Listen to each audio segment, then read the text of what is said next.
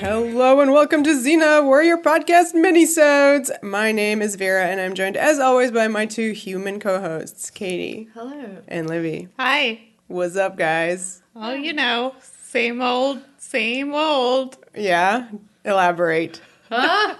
What do you mean? Well, previously on Xena Warrior Podcast Minisodes, we said we were in home isolation. And Remains true. it remains true. It should for everyone listening. So yeah, the podcast lives in our little podcast house, podcasting all day long, every day. It's something we share together, right? Podcasting. Yeah. And what else do we share together? Oh dear. Oh. COVID-19! Oh. Do we? Presumably. We don't know. We don't know because we were not able to get tested, but there was a strange situation Going around the apartment. Last week. Yeah. It's over. For instance, just alarm everyone right off well, the no. bat. Yes. I was going to say, for instance, I could not smell what The Rock was cooking. You couldn't? Because I lost my sense of smell and taste. Yeah, that was weird. And that's really funny because this was, as you may recall from our previous podcast, we had the hilarious story about you getting sprayed by the skunk. Yes. Yeah. And yeah, just a few days Right after that you fucking skunk you lost did your it. sense of smell. And, the yes. skunk. And I could no longer smell the gross smell of the the skunk on my stuff. Well, it was a lot. Strange irony. Very smelly. Exactly. It's actually not as bad as I thought that it. The skunk smell? Yeah. Oh, we're back to talking about the skunk. Nature podcast resumed. Just in terms of the skunk smell, it was just not Well, as bad as I thought it was going to be. Why don't you get sprayed by it and then talk to me? Well, I didn't put my face in the jacket Literally that you were wearing. Smells like an alien farted on you. It is horrific. But back to coronavirus. Okay. Yes. We're fine. We've all recovered now. Basically, our only symptom is stir craziness. Yeah. The same symptom We're very lucky. everybody is suffering from. Yes, we are very lucky. Knock on wood. That's us knocking on the wood. And We don't even know if it was, but it seems like it probably. We're in New York. It's very odd for us to all have Very bizarre sickness at the virus. same time. Yeah. Yeah, I Even don't though think we we've, live together. despite all living together, we've never all been sick at the same time until this. And in a Then weird again, way. we've never all been trapped in the same house forever. So there are a lot of firsts.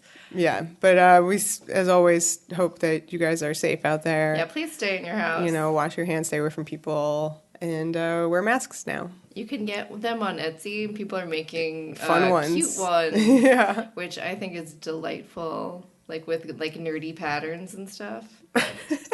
What? Yeah. I'm getting kind of bothered by all the mask fashion on Instagram and the ads. Have you been getting those? Mask influencers are happening no, now? not influencers. Ads. No, I have not. Products. And all the products I'm being served are masks. Mask related because you search for masks. I did. For some reason I did because I was looking up to buy them on Etsy. Mine are I get ads for men's pants for some reason. I don't know why. And every time I click on it, I'm like, oh, this looks cool, and then it's men's pants. I think that's why you keep getting them.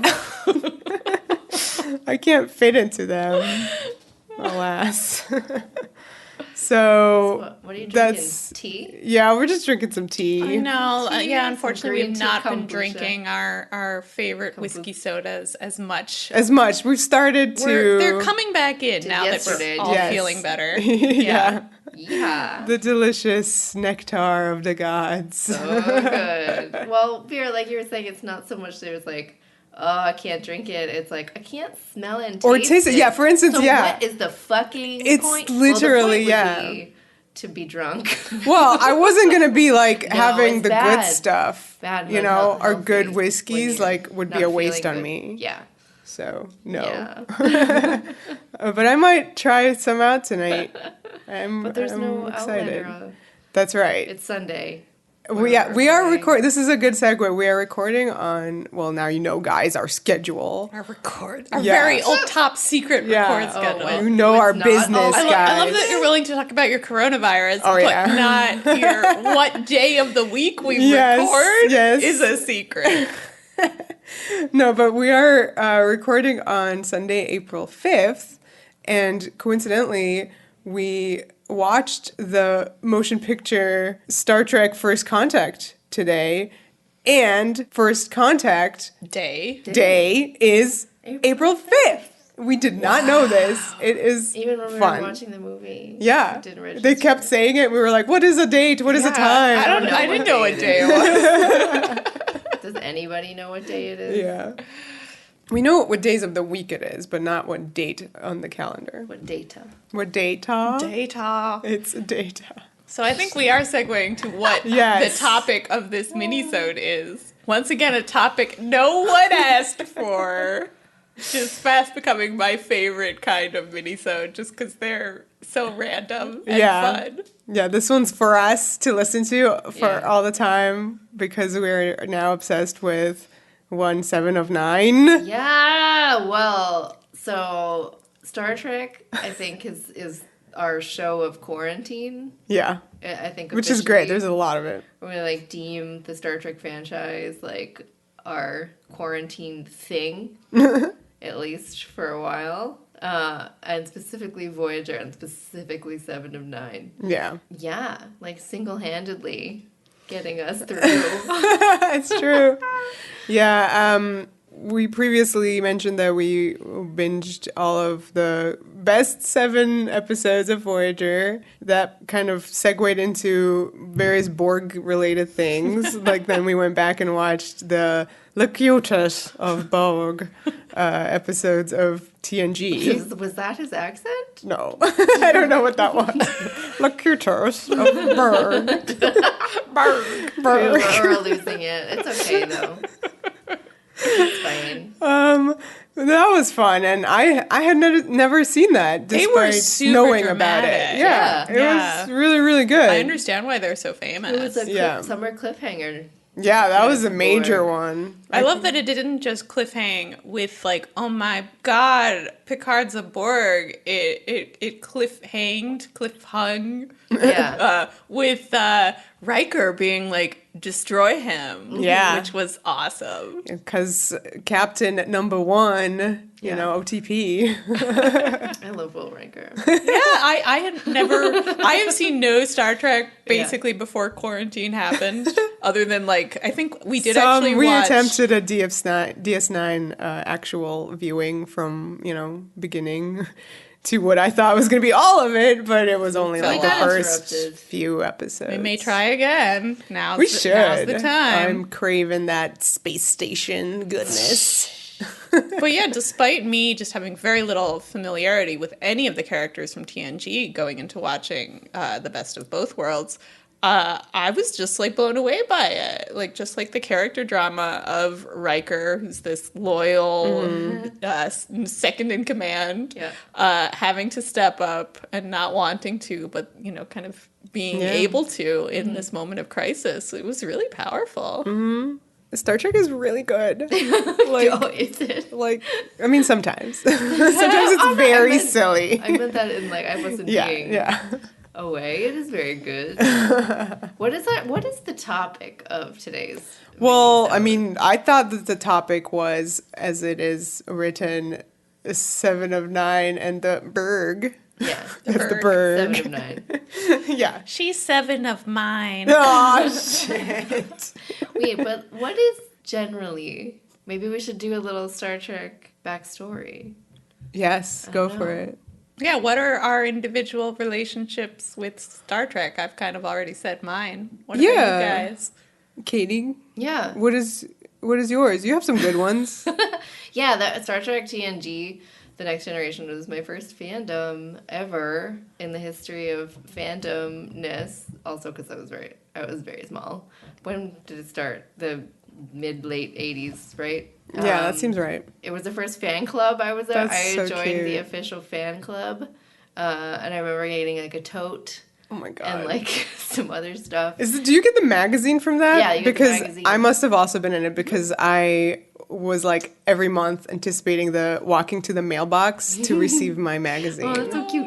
Yeah. So I was in the fan club. I had a little tote. I got a little magazine. I had the board game or whatever. And then it was also like the first convention, nerdy convention. Remember conventions that I went to as a small in Boston, and there must have been other people there, but the only person that I really remember being there was Michael Dorn. Dorny! Like, so he was like the first celebrity I probably ever saw. That's cute. Yeah. And then, like, I was very one-track minded as a child, so I feel like even though it was probably still on, like, when I started watching the X-Files and the X-Files came and took over. Right. And Yeah. my first celebrity that I ever saw was Skinner and two of the lone gunmen. That's funny. Yeah. I think the first celebrity I ever saw was Harry Carey. And the first fan convention I ever went to was a Cubs convention. You're Amazing. so weird. I know. But we... Why are we friends I with did you? not have the same childhood. Oh my god. But it's also weird knowing you and then like knowing that That is baseball, true. a Yeah. sport. So I watched TNG. Yeah. I probably just caught Voyagers and Deep Space Nines. Like, I don't remember being like, I'm gonna watch these. I probably just like saw some, you know? And I've never seen the originals. Yeah, I mean, I've never seen it. very anti the original. Sorry, guys. never seen it. Whoever. Have you seen it? I've seen, like, obviously you've seen some. I haven't really. You've never caught some just like on the air. I think, I've probably seen the clip of like Kirk with the tribbles. Yeah. Yeah, but see, I saw I had to like.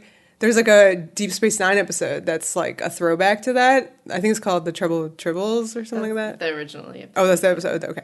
Well, anyway, the Deep Space Nine one, of course, I was like, this is so much fun. What is this? What's going on? And it's like they're like dressed like the old the show and everything like that.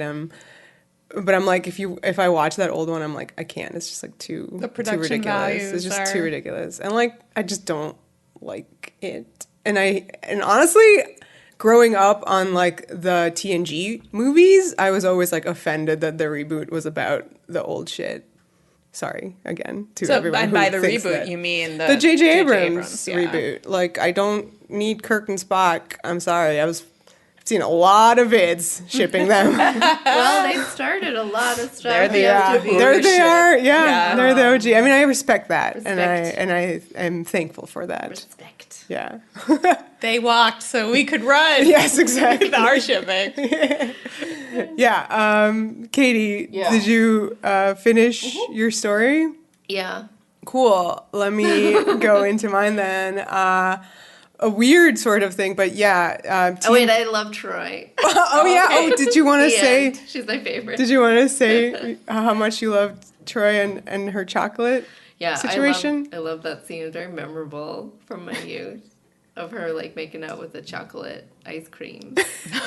You can find it on YouTube. It's with Riker. Yeah, she loves a cocoa. She loves chocolate. I love characters like that. Who love chocolate? No. You must love the movie Chocolat. No, like well, she's obviously an empath, literally, but like, Yes. like the kind of, and I wouldn't even say she's like a hippy-dippy character, but like, She the seems kind a little hippy-dippy. The kind of woo-woo character. who's a Katie, little- yeah, go through your history. Troy, like Melissa Scully, yeah, like Inara little from new agey, Firefly. like, yeah, yeah. I guess she, Yeah. And she I kind of think looks she like Troy. fits. Yeah. She fits. She made tea and stuff. and like very feminine. Yeah. Is part of it. I don't know why. Like, I don't know. Well, it's true because she's like wears like the dresses, and Melissa Scully wore dresses. Scully was much more like masculine. I'm serious. I like had a crush on Melissa Scully way more than Dana You Scully. have a type. It's very interesting. It's true. Like, Yeah. I mean, Scully. There's no one on this fictional Earth more important to me than Dana Scully. Yeah. But like, I didn't like have a crush on her in the same way. It's just true. It's just true. I love this I can't, so I much. can't explain that.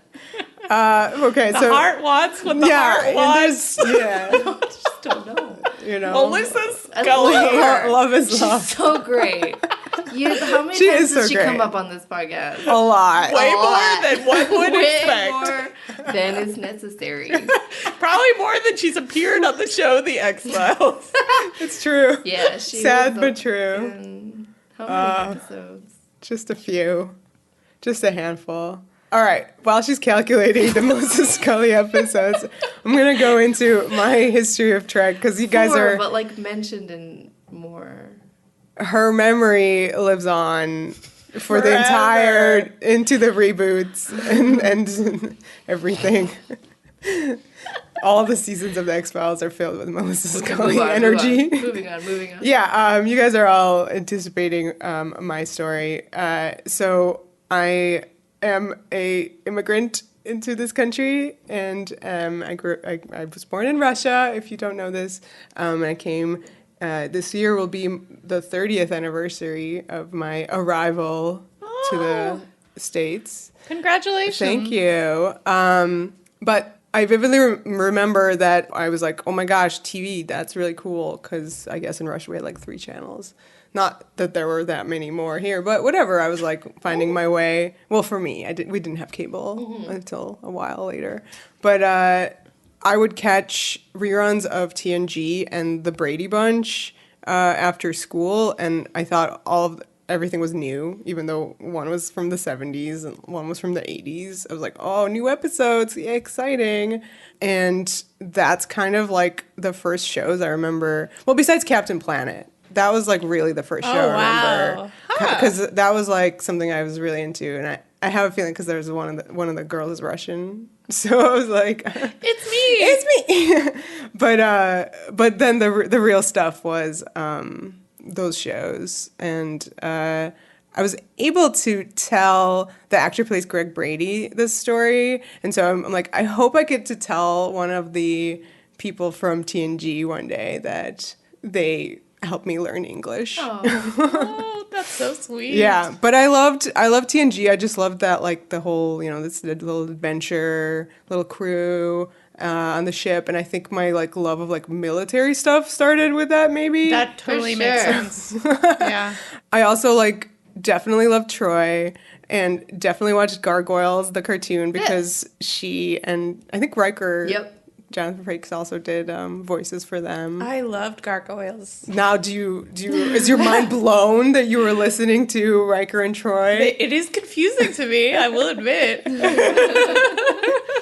Yeah. And yeah, so I also, I guess, was in the fan club, but I don't remember anything other than getting that magazine. And then I knew a lady, I was like little and she was a lot older, but she was, I guess, the first fangirl, a true Trekkie that I knew, and probably the only one. She was really into German Shepherds and the Cardassians, not the Kardashians, the Cardassians.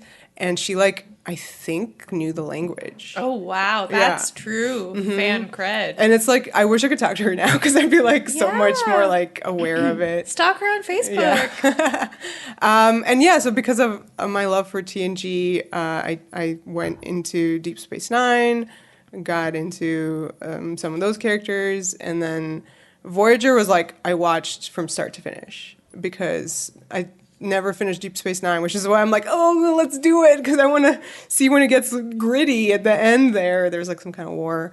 And TNG, I never did like the whole thing. It was more like whatever I caught. So yeah, Voyager was my jam, and Janeway, she was from Indiana, so that's why I really, really loved her, because I grew up in Indiana. She has my name. She does have a name, which was Kate Mulgrew's idea, which we have found out. Spelt the same. Yeah. And 7 of 9 was like, oh my God, amazing. Agreed. And this is why we're here today, to talk yeah. about how amazing 7 of 9 is. Are here today to talk about 7 of 9. And obviously, I feel like there is a little bit of that thing, which is how Xena Warrior Podcast came to be, which is that I was looking back at a gap in my fannishness and like going like, I've never seen Xena, like la-di-da, like we should watch that. And it obviously, as everyone is aware, came about from like seeing a very shippy vid.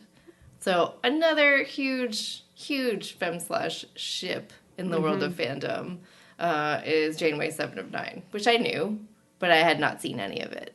They're just friends, okay? So at a certain point, it was like, time to see that shit. So we did.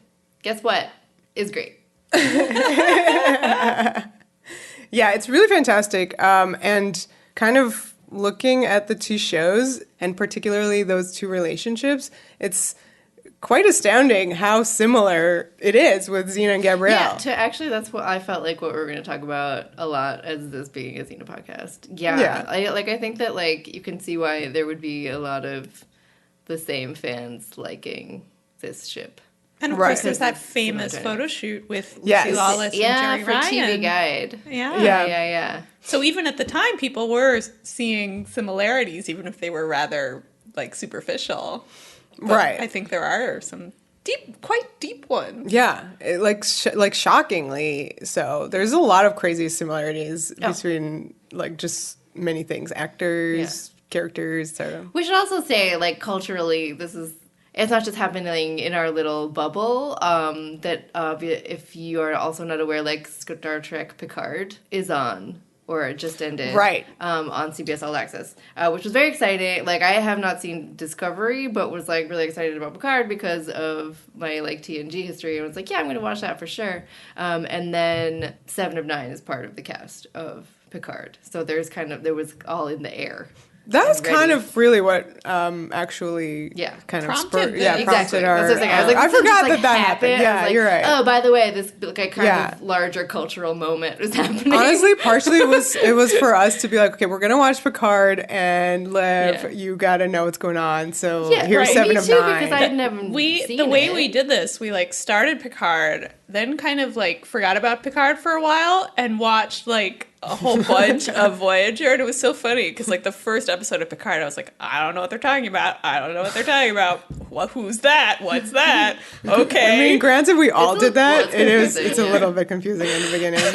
And then, like, by the time we came back to Picard, just, a few weeks later, I was like, oh, yes. Very good. I see. I am educated now. Yeah. Voyager and Xena were literally on at the same time, or they ran concurrently, and they have the same exact dates, 1995 to 2001. Wow. Which is so weird because why does Voyager have 7 seasons and Xena 6? It must have something to do with the way it was, parceled out. Okay. Yeah. But so that was always really fascinating to me once we got really into Xena and, like, dug into it because of specifically, like, the fact that there was these two, huge femme/slash ships from the 90s going back to back, much like that photo shoot with Xena. They are literally back to back. Star Trek is much more in the subtextual / entirely in the realm of fandom, where Xena is not. But it's definitely there in ways that I actually thought was, like, more than I expected. Like, you're talking about 7 and Janeway specifically? And, like, the finales. Oh, too, like, I guess we're gonna, like, discuss some spoilers. Let's go into some details. So why did we want to talk about this? Why? Because it's so good. Yeah, that's right. Anyway, who is 7 of 9? 7 of 9, tertiary adjunct of Unimatrix 01, also known as Annika Hansen. And 7 for sure. Much easier to say. We had this whole conversation about which numbers make the best names, and we decided that 7 is a really good name. I do like it. And 6 is a very awkward name. Listen to our Battlestar Galactica. Yes. Yeah, we've been doing a lot of stuff with, like, robots lately. Yeah. Well, we're kind of going into a post-human place, I think. Yes. And I feel like that's actually a really interesting character to be obsessed with right now, is this character who sort of, I feel like body horror is very central to 7 of 9, especially in those very early episodes. Her kind of central struggle of, like, does she want to be human? Does she want to join this new collective of humanity or maintain her isolation? These are all issues I feel that resonate a lot right now with our current moment. I just remember Voyager as, like, 2 parts. Well, besides the fact that for me, Voyager divided into the era of Janeway's hair. So like when Seven, The Lukes. yeah. So like the early Luke is not my fave, and the show is not that good at that time, in my opinion.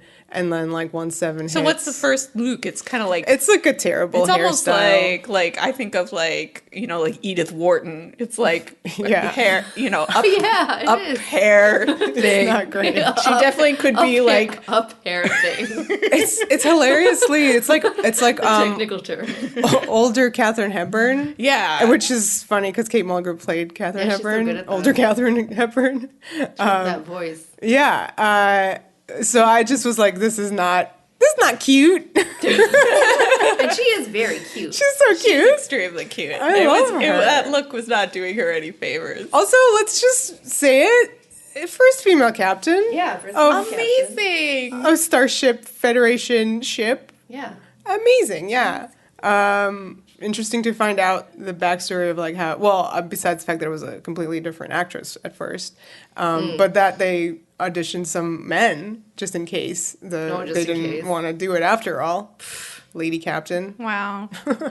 So, but she's just so great, and I can't see this show without her. No.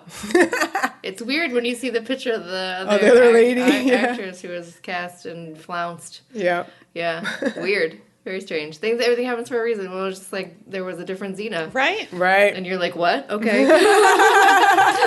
Sure. Yeah, you definitely can't. I'm glad that lady quit. What's her name? Genevieve Bouchot? I don't know. Yeah. I don't really know how to pronounce it. Very French. Very French She considered Canadian. herself too like fancy for TV or something, or was not into the schedule. Or It just seems like it just was not working out for her. But well, good. It worked out for us. yeah. Iconic. So yeah, you were breaking down the show into the eras. Oh with yeah. the hair. So then you had like we had up hair thing. the up hair Up hair. thing, and then the hair went down slowly, but it was still kind of like pinned, clinging a little bit to yeah, it was like a topsy tail situation, which I think is how it was. Are you when saying that the whole Seven- show is about Janeway letting her hair down? Yeah, that's the it character literally arc? is. Yeah. Yeah, and I think when Seven came aboard, she was in the process of like fully letting it go, letting loose. And bringing Jerry Ryan onto the show was a little bit contentious, right? Right. For Kate Mulgrew, Yeah, who was supposed to be this like the lady there. captain and like the just an idea, which is a good one.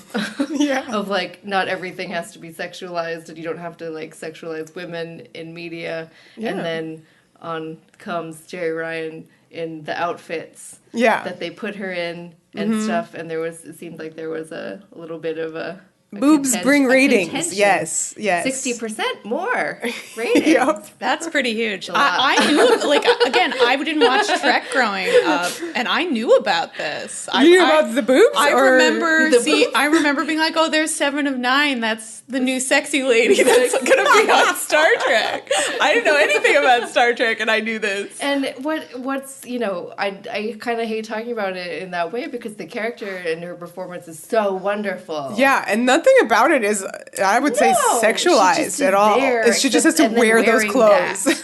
And it's just like, oh man, why does she have to be in that outfit?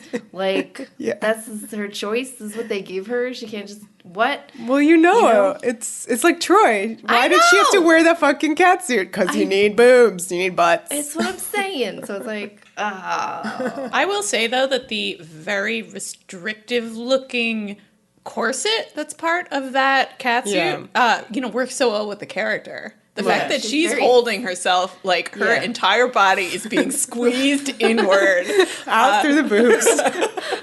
is actually like, her physicality is Yeah. really important to the character. Yeah. So yeah, researching, it sounds like Jerry Ryan, while finding the costume very uncomfortable over the years, seems to basically like feel like it was fine. Like it was something that she felt worked with the character. Yeah. And I feel like she made it part of the character. Yeah. Yeah, I mean, I know that she was brought in to be like the sexy new thing to look at, but her performance had zero sexualized behavior in it. It was just, I mean, she was like a drone. She was still behaving like a drone, and she was just wearing tight clothes. Yeah. So I got real like Hitchcockian vibes from it, and I think part of it is she had that little swirly updo. Oh yeah, the hair. Yeah, That's very much like a vertigo updo. She's like a Hitchcock blonde with the vertical uppy hair. Vertigo uppy hair. As opposed to up hair thing. Up hair thing of Edith Wharton. Her.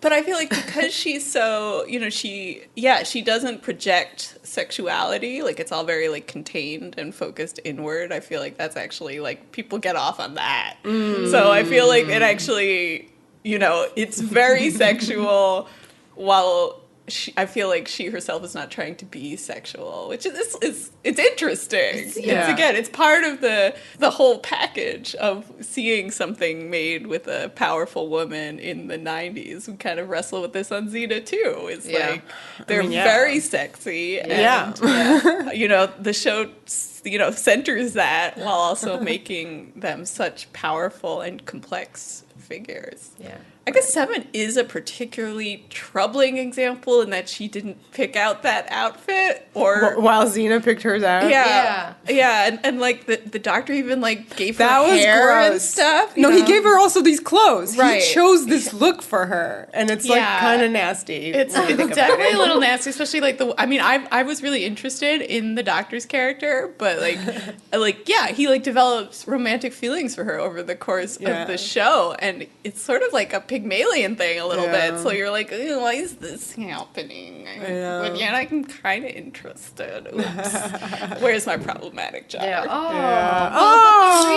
kind of. We haven't been very problematic lately. Yeah, this is our first one. How fascinating that it comes with. Whoa. Sorry. A lot of problems there. Well, you hit on a thing that made me go, the dynamic that we kind of wanted to talk about is that relationship, obviously, between Janeway and Seven, and being that kind of mentor-student relationship. I think you said Pygmalion, which is not really a mentor-student, but like that made me. You're right. I think there's some Pygmalion with Janeway as well. That I think that's where you kind of start getting, along with all the like moral dramas that they have. I feel like is why, like, if you're a fan of Xena Gabrielle, I think that you can find a lot of this. Basically boils down to the same relationship, which is that one person is a murderer of thousands. Yeah, it was like there's like flipped dynamics. It's flipped, they're like similar. The blonde one is the evil one who has so much to learn and needs to be educated about the world. But is also a murderer. Yes, it's flipped. Keep saying what you're saying. So one of them is this really intense murderer. Yeah, who didn't have a choice. And like has more of a violation backstory and PTSD. And she is now with that, going through a massive redemption arc and learning to be a human, basically. And the other one opens their eyes and shows them the way of friendship. Yeah, I feel like in those early episodes especially, you get the sense, that Janeway believes in this vision of who Seven can be, much in the way that Gabs really does have, believe in this version of Xena that Xena is trying to conform to at a certain point. Yeah, there's many episodes that, Seven is confronted with her past and her guilt of murdering thousands. And Katie was like, why don't you just go to Japan and get beheaded? I said that. You did say that. But it was something. But not like that. No, go back and listen to our friend Denise podcast before. We just now. Great Unpinning, where you know all of our feelings specifically on such ideas. It's like 7 hours of us really talking about it, and this was just like a funny jest. It's a flippant joke. I like to joke. But it's true. It's like so much similarity. Yeah, and a lot of guilt. One of the standout moments for me is in, I believe it's the very first Seven episode where she's in the Bërg and she has that amazing conversation with Janeway, which is kind of like the first moment where Janeway gets through to her and Seven says I instead of we. Yeah. Yeah. That's a good. That's good. I do think their relationship is interesting in that it starts with these like what we were saying were almost like philosophical conversations about like, is what Janeway is doing to Seven by, unplugging her from the collective and kind of forcing her to join Voyager. Isn't that assimilation? Isn't Janeway just another version of the Borg Queen? Oh my god. Which is kind of what Seven accuses her of in that scene. And I thought that was such a juicy flipping of the script. Yeah. I mean, you just brought up, so the Borg, including the Borg Queen, which obviously if you're dealing with the Borg, which Voyager deals the most with them out of anyone. They're in the Delta Quadrant, which is where the Borg... The Borgs are there. Are. Yeah. But... And also just coming off of watching First Contact, where you were introduced to the concept of the Borg Queen, and how that was played with Picard and Data very sexualized in the movie. Oh, yeah. And the fact that... When she blew on his flesh arm... Data's flesh arm that she put. Liv is fanning myself. That was some hot robot weirdness. It was really, yeah. It was like I did not want to see that, TBH. But anyway, that was very fascinating as the way that the Borg Queen treated herself with these two men versus how we've sort of known her, which is constantly talking to these women on Voyager. Janeway Her and interaction Seven. is Janeway and Seven. Yes, exactly. It's really fascinating because these are really important female characters on this show. Yeah, I think it is really cool to see on Voyager these powerful women who I feel like their scenes are very much about power. Yeah, like certainly Janeway and Borg Queen, like in their dealings with each other, it's very much like this almost cerebral thing, mind to mind. Yeah. I thought it was interesting then to see Borg Queen, with Picard and Data, and it is like we're saying, like more sexualized. It's way sexualized. Yeah, it's more like about intense. a seduction. Yeah. I guess I wouldn't have mind seeing a little more I of that energy with Seven and Janeway. Well, I particularly liked it when there was an episode where Janeway, they were kind of assimilated. Yeah, they deliberately get assimilated. And that was cool, having the Borg Queen deal with her there. And of course, their final meeting was really good too in the Voyager finale. Yeah, but that was okay. So spoilers. I feel like I'm gonna say them. Do it. Well, just because I say it because if you haven't seen it and you want to do what we have just done, which is like go through this 7 of 9 list, like I definitely recommend it, and I'd recommend like not knowing things about the finale because I didn't, and I was like, whoa, I didn't really understand that the finale was going to be the way that it was, and there's stuff in it that you have to ignore because it's stupid. Mm-hmm. But like the crux of the finale in terms of the Seven and Janeway like ship is really intense. Yeah, which is that it basically, and you can talk about like the Borg Queen stuff, but like basically the whole thing revolves around like there's a timeline where Voyager finally gets back to Earth. It takes them a long time. 23 years. And then, like, it's later in the future. They're kind of, like, celebrating things. And Janeway's, like, an older lady. Admiral. She's the admiral. She's got white hair. She's very striking. Yeah, she's very striking. And she has this whole plan. And it sort of slowly becomes revealed that basically at one point on their way home, 7 of 9 is killed on an away mission. Mm-hmm. And Janeway is so fucked up by this for the rest of her life that she has to fucking time travel and undo it and like faces the Borg Queen in the process, and as an old lady doing the traveling back, like sacrifices herself to like undo this timeline to basically save 7 of 9. And I'm like, that's a lot.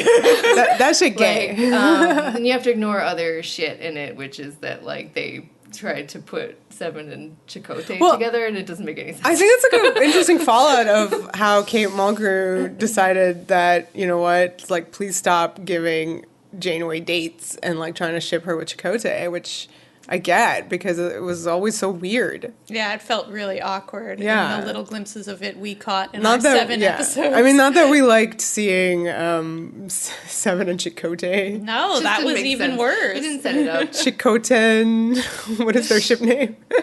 They didn't set it up at all. So it was Yeah. weird. But like just the kind of emotional Yeah. like heart of the thing was Janeway's love of Seven. Yeah, and I mean, there was other stuff, but like in the process, she could also like help Tuvok. Like there were other things happening. But excuse me, I have goggles on. I'm like, oh my god, dead Seven, and just to go fucking save her. Whoa, my god. I think that might one of those a scene from the finale, maybe one of my favorite moments for Seven and Janeway, which is when Admiral Janeway, the old lady, is already back in time on the ship, and she's like talking to regular Herself. Janeway, Yeah. and they're like going at it, which was a fun dynamic.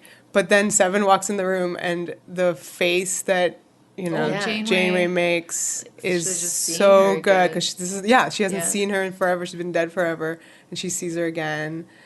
Oh man, It's that good. was some Great love. acting. Yeah, it was so good. And it's that moment where you're like, well, yeah, she traveled back in time to save her. And maybe even just to see her again. Yeah, it was so nice. There were other like really really great moments But between you were them. going to talk about the Borg Queen dynamic. Oh, she's in that. awesome. I mean, I think we said kind of everything about that, but it was that, like Janeway versus Borg Queen was like the big showdown you kind of were waiting for the whole show. Yeah. And it really, truly happened in the finale. Yeah. But And I it was like that really very good. early episode with the Borg Queen too, where it feels like Borg Queen and Janeway are both, these like angels and angel and demon on Seven's That was really shoulder, cool, yeah. kind of arguing for like who she could be, what her potential is. There's this great scene, which Katie, I believe you filmed. It was so great that Katie filmed it and put it on her Twitter. Of elaborate plot, but Seven thinks she has to rejoin the collective in order to save Janeway. Oh man. I did, yes. I did. It was like a minute. It's such a great moment when Janeway's sort of trying to get Seven to go with her, and Seven's just like, go or we will assimilate you. Like, resistance is futile. Like, Seven, falls back on all these, Borg sayings, and her, voice is, cracking as she says them. And it's so good. Such great acting. I mean, we've been praising Kate Mulgrew for her acting. Yeah. Jerry Ryan Oh my is god. really Phenomenal. incredible. I mean, this is such a complex role, and I don't just mean there's a lot going on in it, but I just feel just from a technical standpoint, it's so hard to play. Yeah. Because, robot girl at first, can't show emotion, and yet she conveys so much emotion at early on, just in kind of what her face is doing through these elaborate prosthetics. So this is an immensely skilled performance throughout the many years in which she has gotten to play it. It's true. We're following the Sci-Fi Wire best of 7 of 9 list, and we noticed that while we were scrolling through Hulu, which is where the show is available, there were others that were that seemed 7 of 9 episodes but weren't on the list, and we were like, why aren't these on the list? They're not. But should we do it? And they were all like, the one where 7 of 9 has multiple personalities, or something like that. We were, and we're like, we're oh no, this could be really embarrassing. Is that why it's not on the list? But every time we clicked one of these, there's another one where 7 of 9 is possessed by the Doctor's personality. And we're like, oh no, she's gonna do an impression of the Doctor. Yeah, we're scared. Spot on. Yeah, every time you think Sherry she's Ryan, gonna be put in a place where it's gonna be she kills embarrassing. it. Yeah, and she's so good. She makes it She's so effortless. good. She's really, really good. It's phenomenal. Yeah, and I feel like it's one of those performances. In a way, it reminds me of. I mean, maybe I'm gonna have to explain this, but Anna Torv on Fringe. It's this very restrained performance as Olivia, very almost to the point where you can see that people at home called her wooden and stuff. Famously Ridiculous. criticized for her performance, and guess what? It was a choice, and it was revealed later. It was a choice all It along. was the character at the beginning. Like, Yeah. you understood this character, which is why I never understood that criticism of Olivia Dunham, because we were watching the show from the beginning, you understand how the character is. This is Fringe, by the It's way. Fringe. Did Oh my I say? God. Yeah, you said Fringe. Okay, good. You guys, I love Fringe. Guys, I love Anna Torv. Unfortunately, not streaming right now Oh, during what is these bullshit, terrible yeah. times, which is a crappy Get it thing from your to do. local library. You can Yeah, buy it. please. Or buy it, yeah. Good. Support Anna Torv. It's worth it. But yeah, I feel like in Jerry Ryan, I see something similar where she, is very limited in terms of what emotions she can display for Yeah. so much of the performance. But then Right. in these moments, Yeah. like when she's doing the many different personalities or when she's doing this impression of Robert Picardo, like they're actually really skilled and fun. Yeah. And you just feel how like she's coming alive with like, Yeah. oh, look, I get to like play this now. Like Yeah. I get to do something so different. And yeah, each time she is absolutely like a triumph at it. Not to mention every time that Seven kind of like breaks the robot persona, Yes. and there's a little bit of human emotion that comes Absolutely. through, and it's like, Yeah, I mean, oh it's my God. it's sort of similar to how we're always like evil Xena. It's like no, like robot Seven is so human all the time, Yeah. but it's like a specific Yeah. kind of humanity that's Yeah. awkward and very vulnerable. Yeah, and like remember the moment where she says that Voyager is her collective? Yes. Oh my goodness. Tears. That was tears. a big moment, and oh my God, Janeway's face when she says that. It's ridiculous. I love them. I love them so much. What was that sport they played together? Oh, They're- like weird, not tennis. Squash? Yeah, weird squash. Weird- Yeah, weird space space squash. Yeah. That was a good. I guess it's better than Troy and Crusher's aerobics. Yeah. So yeah.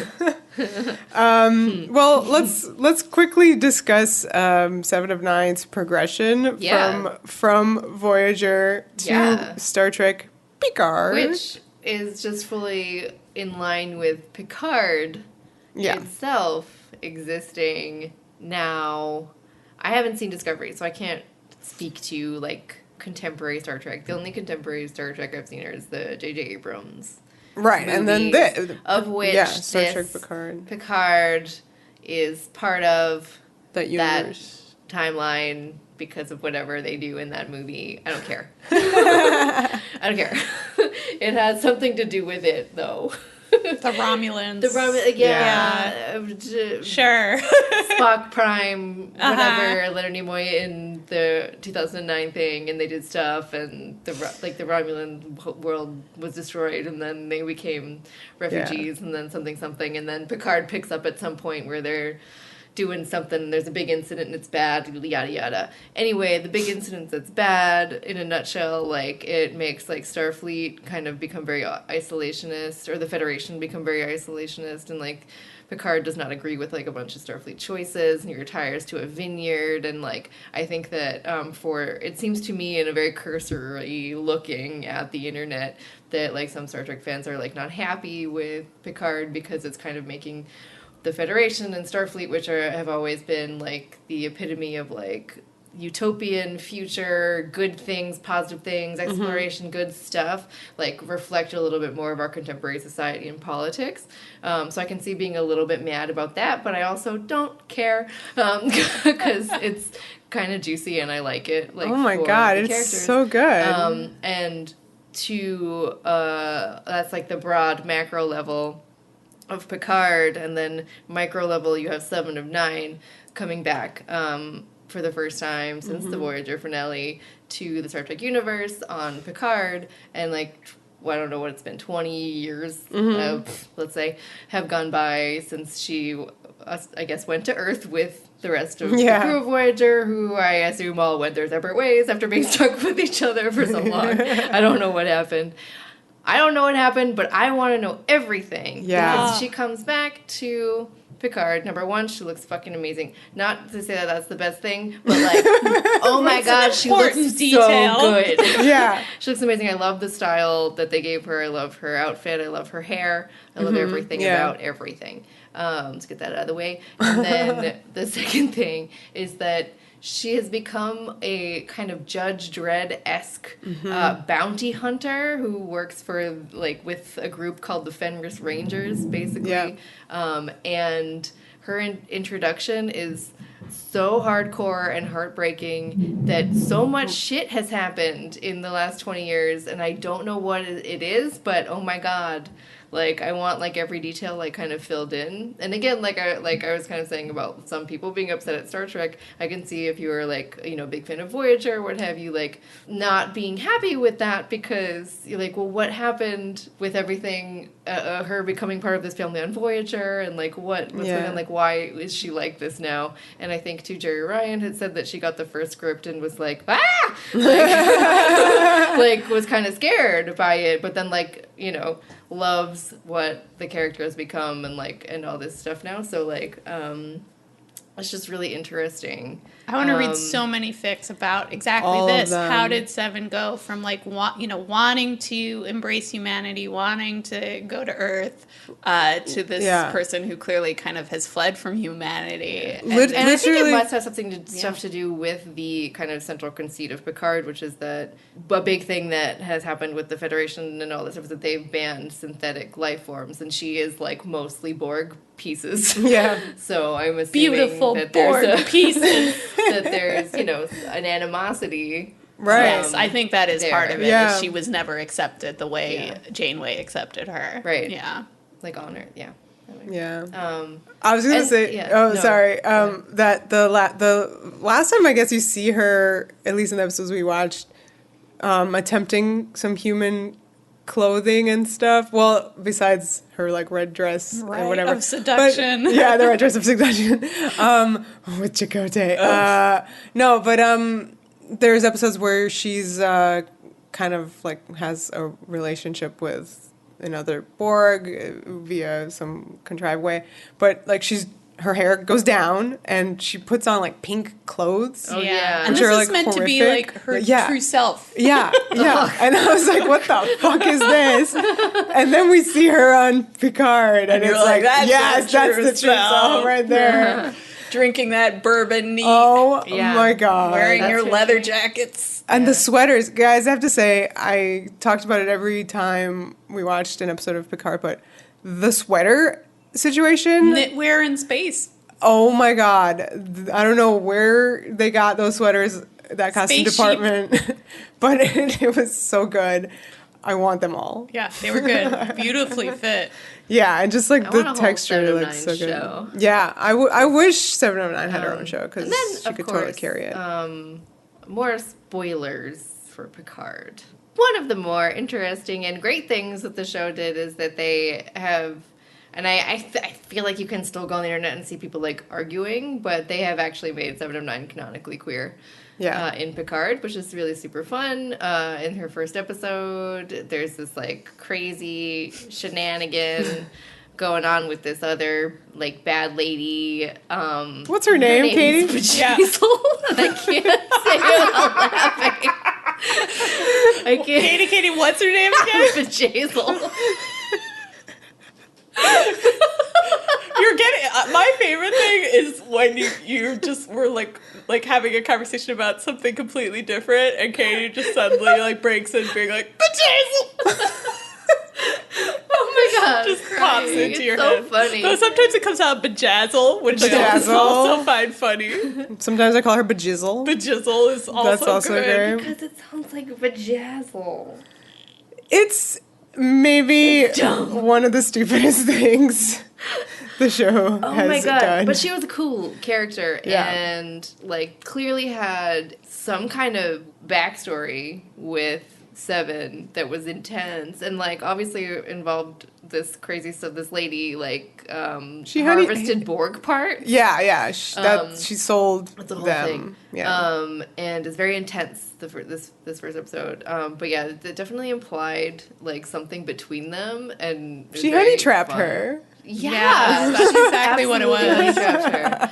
Oh man, it was crazy. It was crazy. It's so good. It took me a long time too to realize that I had seen friends of ours tweeting like in horror about this episode, and I didn't realize it for a while because I'm me. And then I was like, oh, that was the episode everybody was like freaking out about. It's because it's very dark and gritty and and it killed a character who was gross stuff. Yeah, really important to Voyager and to Seven Seven specifically. Yeah, which we had just watched. Thank God, because we were like freaking out. Anyway, and then another spoiler. Is by the finale, there's just a moment that between Jerry Ryan and Michelle Hurd where they like do like an interlocking hands thing that's while drinking totally bourbon out of the blue, but totally fine, no complaints. Well, yeah, like, there's a relationship that can come out of the blue, not be set up, that we're fine. Yeah, and like it was just very nice. And I still haven't found the source for this. I read somewhere that it was the actresses who did that it wasn't scripted, but I don't know where that quote came from. So it could actually very well have been in the script. I don't know. Well, Michael Chabon, who is the showrunner for Star Trek Picard, had a really great interview, I want to say with Vulture, but I could be wrong, where he just talked about like the queerness of the show and how he was really into everything being organic. So, like, for instance, he's not going to be like, well, I'm gay now, you know, have a character say that or something like that. Sure. But, like, moments, he specifically called out, like, yeah, Seven's relationship with BJAYZL. BJAYZL. They called each other Jay, and Jay called her Annika. Seven Annika, which was her huge. human name, which, like, when she said that, I was like, no! Like, I just, like, was like, what's happening? Yeah. I was like, what made Seven, like, go by that in whatever was happening with this woman at the time? That was this soft Seven phase. Yeah, was this before Fenris Rangers? No, I think it must be during. I don't know. I think that's part of how BJAYZL cozied up to her. All right. Yeah. Interesting. Well, anyway, Michael Chabon was saying that that moment, and then there's another moment with Rafi, the Michelle Hurd character, where she also seemed to have like a past relationship that was queer, which makes like basically the cast of the show has like 2 out of 3 ladies who are like canonically queer, which is like pretty great. Yeah, pretty great. And specifically great for 7 of 9, who, you know, was part of this big femme/ship from the 90s. And, you know, people like Brian Fuller, who made Hannibal and then also worked on Star Trek. Voyager, he had interviews where he said that he would have like garages full of hate mail specifically about like that. Boo. So it's great now that, you know, we have this 7 is canonically queer. Yay! Jerry Ryan agrees on Twitter. So it's true. I mean, that just made me remember that we didn't really talk about the kind of like fandom overlap with Xena too, because they're on at the same time. So kind of like same developing internet, same, you know, stuff going on. And I did kind of read that, as we've talked about, Xena was kind of a pioneer fandom in the fanfic world, like coming up with all sorts of terms and stuff, and then the specific term like alt fiction being the fic that is about Xena and Gabs in a romantic relationship, carried over into 7 Janeway fic, so they called that alt fic, which came from Xena, which implies it's the same. It implies to me it is the same people, or some of the same people writing this, not surprisingly, other big ship, so that's really fun. And like, again, too, in 7 Janeway fic world, the like kind of Uber stories that they had did become published, some of them, with the serial numbers. That's awesome. Like, I want to read some 7 Janeway Ubers. I really do. There's a great episode of Picard, the BJAYZL episode. It's definitely the best episode of the show. Which it's worth saying is actually not that good. It's fun. It's got potential. Yeah. Having the connection to like Picard helps, or to TNG. Yeah. Right. Allow yourself to just see that the season 1 of Picard had, problems. They were growing pains, I would say. Yeah, I think they it will figure definitely. things out. I feel like it's one of those shows where like the actual plot they decided to make like the first plot of the show is like not that great, but you feel like it has a lot of potential to like move on to like more interesting plots. I mean, I would say that it is a good plot. I just don't agree with the casting of crucial characters and also the fact that like a lot of it is a little confusing and there's a lot of like exposition that happens. And just like so many funny words that are just stupid. Like BJAYZL. BJAYZL's stupid. Like most things in Romulan just seem silly. Like Jat Vash I didn't and mind that Tal one. Shiat. That sounded Star Trekky to me. I don't know. I guess I don't really. I need to brush up on my Romulan. I don't know. And then like they went to like a Julian system, which is like Julia Gulia. It sounds fine, except when then you say the Julia Gulia system. You make it sound funnier than it It's is. stupid. Like, can it? I like the Alpha Quadrant Delta. Like that's normal. Like, But all the planets I don't have know. all sorts of names. And stuff, It I'm just sure, seems even sillier words somehow I see. this time. That really caught my eye or my ear, I guess. But anyway, I just wanted to circle back to this really, really great moment, the episode where we were just talking about. What is it, episode 5? Mm-hmm. It does involve a character wearing a hat from The Mask. Yeah, the movie. But yeah, but besides that's Ignore part of that. it. Ignore that. Partly what was great about that episode, not just because it was about 7 of 9, and then, very not Star Trekky is how gross it was at the beginning. But that's good. Which We is wanted good. Trek to be I know, gritty, but that like kind of stuff BSG. felt like the kind of best the show did at like kind of doing that funny stuff that Star Trek Yeah. would do. So I liked that.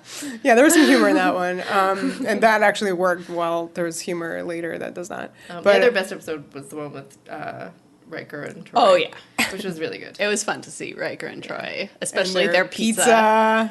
Pizza looked so good. Riker, Troy, But also pizza. very emotional. It was good. It was really good. Yeah. And the casting there was really good. I'm talking about the young actress. Oh who yeah, she was there. great. She was great. But anyway, episode 5, best 7 of 9 moment, I feel, from Picard is when she has a scene with him after bourbons and whatnot and getting some phasers. And they talk about their shared experience of being ex-Bs, a.k.a. ex-Borgs. Talking about stupid things the show does, like with naming schemes, the fact that it had to invent XB as a way of describing someone who is formerly a Borg, when you could just say ex-Borg. Why does it have to be XB? Stop trying to make XB happening. It's not happening. So anyway, they have this shared experience, and they're talking about regaining their humanity, and Picard has this like amazing, wizened old man perspective on things, and how he's still trying to reclaim his humanity even now, right? Even No, he's only a Borg for 6 days. I know it's like, oh please, but whatever. Well, First Contact added all that stuff with like that the Borg Queen was like going at him. Yeah. Well, he can. It felt like a times. bigger violation than it Yeah. had in the earlier episodes. But also like you can't. That's his trauma, and Yeah. it is 6 consistent. days. Like, once 6 you're days a is Borg, a you're lifetime. Like, you're It's- a Borg. yeah. You felt it all. Right. you're a yeah. Borg, you're a Borg. When you're a Borg, you're a Borg. I don't forget. But he feels it through his whole life. Yeah, Yeah. I don't mean to denigrate his No, but I it's mean, just it funny is- to hear him as the 6 is asking him 6? for advice. You did it again! I always call 7 6, which is how we had that conversation. Well, we were watching BSG and Voyager at the same time. We were. Did you call 6 The 7? blonde robot ladies. No, No. I didn't. But in this episode, she has this fantastic response to him where she's basically saying that she's trying to work on regaining her humanity, quote, every damn day of her life. Which, number one, oh my God, they cursed in Star Trek. That's amazing. But also, the fucking Voyager theme starts playing or is like integrated into the score. And it's just like so heartbreaking. The fact that, she's still working on this. That was the whole point of Voyager, like her working on it then. You would think that she'd be like a nice little human, but like the fact that this is like a forever struggle for her. Yeah. I guess as it is for Picard. No, it is very moving that they both feel this way about the struggle. Such an amazing moment. I do also love, what this moment says about the character arc. You feel like with Voyager, she really... went so hard with like, I did these bad murders and, now I'm a good person and I must atone. And then we meet her 20 years later, and she's like, I'm just going to vaporize this lady. She's bad, but, Picard's telling me not to do this, but I'm going to lie to him and go back and do it. Might she be going the way of the warrior now? I think there's some definite way of the warrior happening with Seven evolution. Yeah. But I think her relationship to killing and violence seems like a really intriguing aspect of the character, because like this is very different from what we saw of her in Voyager. One thing that I feel like we haven't talked about that much is just how like her performance changes on Picard. Not just the Luke, but like she doesn't talk the way Seven talked on Voyager. That for Jeri Ryan was such a hard thing to like let go of. Like, oh my God, like look at the way this dialogue is. This isn't Seven dialogue. How do I deliver this? And I thought she said something really cool, which is that she was talking to the actor who plays Hugh, and like being like, I don't know how to do this. Like, this is so different from what I had to do. And he said, well, if you think about it, like Seven would sound more human now because everybody hates XBs. And this is like, for Seven, that it's a survival instinct. She has to sound human, otherwise she could be killed. So I thought that was really like that worked for Jeri Ryan when as soon as she thought about it as she needs to sound like this. This is a like the character herself is kind of performing humanity. I thought that's interesting, but I don't know. I mean, I'm gonna have to grapple with that because my understanding, because obviously like when we just came off of a whole binge, right, of her like the proper way, and then like you see her on Picard and it's like number one, the emotions are like, oh my God, there she is, but then you have to like grapple with the fact that like, well, her Bërg implants are no longer shiny, they're matte colored. I don't know if I like this, but I'll accept. Been polishing them, okay. But two, like she does not sound like Seven. But then once in a while she does. Yeah, it kind of peeks through. It goes through. Yeah. And I don't know, to me, it's like that thing where like if you have an accent, but you live in a place that has a different accent, then your accent becomes like a crazy thing.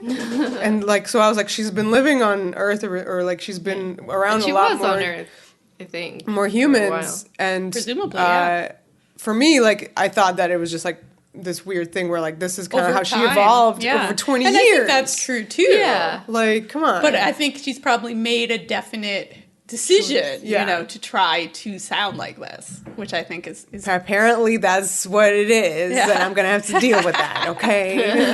But I also think it's interesting that when the character seems to have rejected kind of living among humans is actually when she begins to sound the most human. I think there's a great contradiction there that suddenly, we're like, down home Seven, she could definitely be one of us, and she's like, no, I'm not. But it's also like really upsetting when you think about it. Like when you're watching Voyager, like the thing that you want most for her is to go on Earth and become like a part of this human society. Yannicka. Yeah, and it's like when you're hit with this and you're like, holy shit, this is so sad. This is so sad.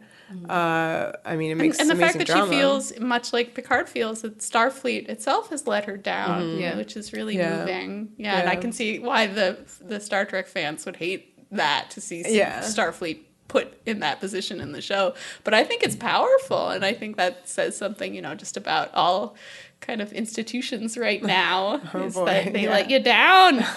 We got to go drink our bourbon and, start our Rangers.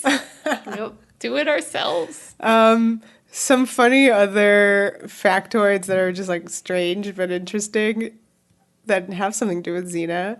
is that Hudson Light tried out for the role of Seven of Nine. Oh my god. I thought that was really interesting. I could see it, honestly. I feel like she could do it. Yeah. I'm such a fan of like all of her physicality choices. Yeah, I bet she would have brought some crazy physicality yeah. to Seven. Yeah. Probably similar to like the Borg Queen, Right. The original Borg Queen, played by Alice Krige, and she kind of like played her like, more spidery and alien spider kind of weird ways of movement and everything, versus the Borg Queen 2, played by Susanna Thompson, who kind of played her more like still and just staring alien eyes. I love Borg Queen. I would also watch a whole show about Borg Queen. You just made a hilarious face. I love Borg Queen too. Maybe that was the face. I don't know.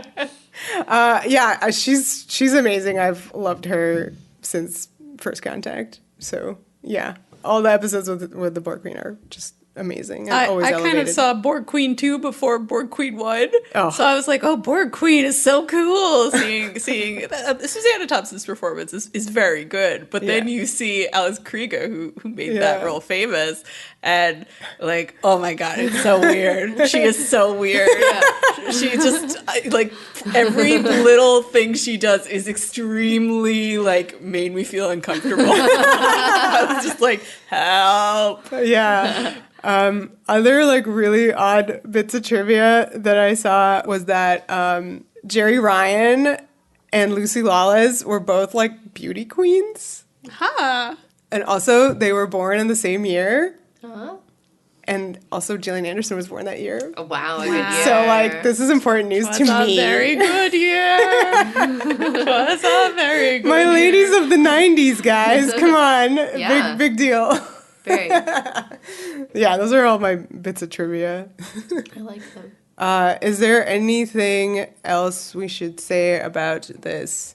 If you guys know any like amazing Janeway fanfic or like 7 of 9 fanfic, please recommend it. We've always gotten some great recs for Xena stuff, so if you guys are hoarding... I have one for you. Oh, okay, great. It's the Xena crossover. Oh, cool. That's exciting. But I'm like real thirsty for some 7 fic here. Yeah, so good character exploration. yeah, and If anybody has been really on top of like writing new the shit. Picard Yeah, stuff. I need that Yeah. so Oh, gosh. badly. Almost more. Yeah, I mean, that's really what I want. Hook us up with the new shit. Yeah, I want the like post finale of Voyager kind of like Yeah. Picard integration. Yeah. 7 fic. Yeah.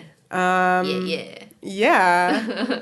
Other than that, I guess go check out our episode about BSG on Patreon. Right? Yeah. Some That's more up robots. now. More blonde robot ladies with numbers for names.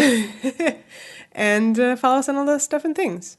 Oh, we're on the internet, xenawarriorpodcast.com. Link has everything you could possibly want in terms of finding things. We are on Apple Podcasts. That's where you can like subscribe and rate and leave reviews. And then also you can listen, wherever you're already listening. Makes sense. We are on Twitter at Xena Warrior Pod and Facebook, Tumblr, Instagram, Xena Warrior Podcast. The power. The passion. The podcast.